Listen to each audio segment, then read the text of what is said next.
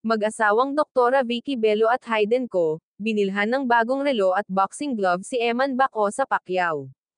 Sa YouTube blog ni Doktora Vicky na, Spoiling Eman Bacosa Pacquiao for a Day, nitong Sabado ika-29 ng Nobyembre, ibinahagi niyang naiyak siya nang mapanood ang isang panayam ni Eman, kaya naman inimbitahan niya ito para i-spoil.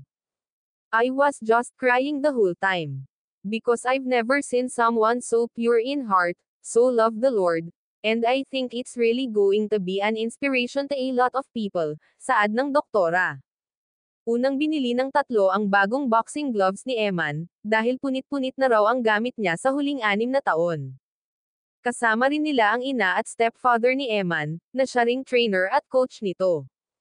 Ayon kay Eman, punit-punit na po yung gloves ko kasi I've been using the same glove for the past 6 years. Binilhan rin ng mag-asawa ng bag, running shoes, sunglasses, boxing shoes, at mga damit si Eman.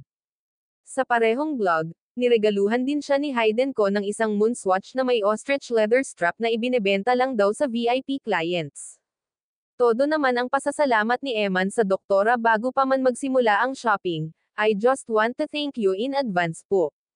Pabiro namang sagot ni Doktora Vicky, one day you'll be so rich that you will give me money na. Nag-promise naman si Eman na lagi siyang pupunta sa bahay ni Doktora Vicky tuwing bibisita siya sa Maynila. Kamakailan lang pumirma si Eman sa Sparkle at opisyal ding bahagi ng Bello Babies. Si Eman ay anak ni Manny Pacquiao at Joanna Rose Bacosa.